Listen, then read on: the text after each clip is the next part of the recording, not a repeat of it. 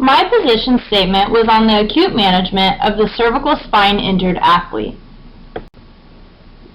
Cervical spine injuries are prevalent in sports such as football, hockey, and lacrosse.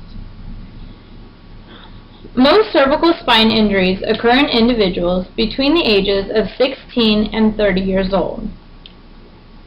Sports participation is the second leading cause of cervical spine injuries for patients younger than 30 years old and is the fourth leading cause overall for cervical spine injuries.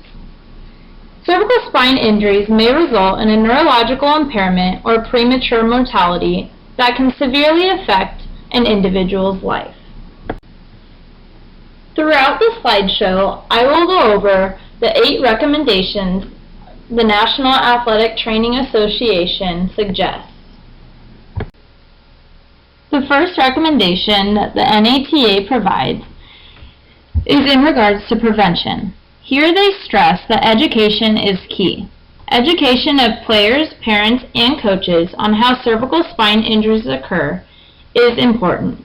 In addition, medical personnel should be educated on the dangers of their sport, how to properly fit protective equipment, and the correct usage of the protective equipment. The National Operating Committee on Standards in Athletic Equipment is a committee which recertifies a team's protective equipment every year.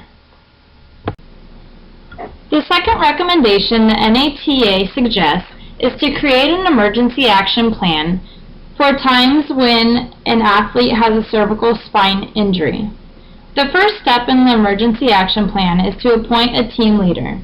The second step is to determine what equipment is needed for spinal immobilization and stabilization. The third step is to locate the nearest emergency medical facilities. The last step is to communicate to emergency medical services where the athlete will be picked up to be transported.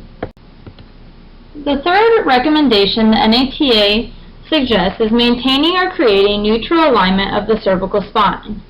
Upon arrival of the suspected cervical spine injury, the first step is manual cervical spine stabilization. In this process, the individual holds the patient's occipital, cupping the ears with their thumbs pointing towards the face. If realignment is needed, there are several precautions that the emergency responders should be cautious of. One of these precautions is to create no traction while moving the patient, as this may result in further injury. The fourth recommendation is to assess and maintain an open airway. Breathing is detrimental to the quality of life. If a patient is not breathing upon arrival, the jaw thrust maneuver should be used to perform rescue breaths. This has been shown to exert the least amount of movement compared to the head tilt technique. The fifth recommendation is immobilization using external devices. Manual stabilization should be followed by immobilization of external devices such as the cervical collar or foam blocks. Once properly positioned, manual cervical spine stabilization should be resumed.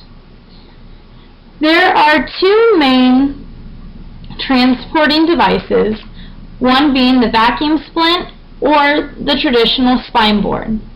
2 main techniques are used to move the supine injured athlete. The first is the lift and slide technique, and the second is the log roll. Recent studies have shown that the log roll creates greater rotation and lateral flexion of the head and neck. The sixth recommendation the NATA provides is that protective equipment should not be removed until the patient is transported to the medical facility where they will be treated. There are 2 exceptions to this rule. The first is if the equipment does not fit properly, it should be removed, therefore creating a better environment for stabilization of the head and neck. And the second is if the equipment prevents neutral alignment or blocks the athlete's airway.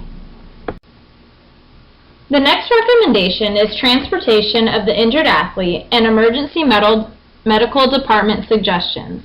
When possible, the athletic trainer should accompany the athlete during transportation.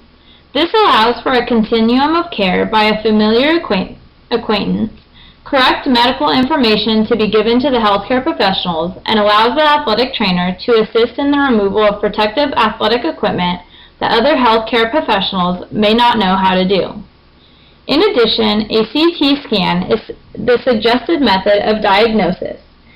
Research has shown that a CT scan is more sensitive and has lower rates of missed primary and secondary injury. The last recommendation is in regards to hypothermia treatment and increased dosages of corticosteroids. There is little evidence supporting the outcomes of these treatment options. However, evidence has shown these treatments to help individuals who have suffered from heart attacks, but have also shown negative consequences in patients with brain injuries. It is suggested by the NATA the patient and patient's family be informed of the risks and benefits of these treatments and be allowed to make their own decisions regarding these treatments. Since every situation is different, these are by no means the golden rules for treatment of a cervical spine injured athlete. What works for one patient may not work for another, but there are some key points to remember. First, successfully implement your emergency action plan. Second, stabilize the head and neck of the cervical spine injured athlete. And lastly, transport the patient with as little movement as possible in order to avoid further injuries.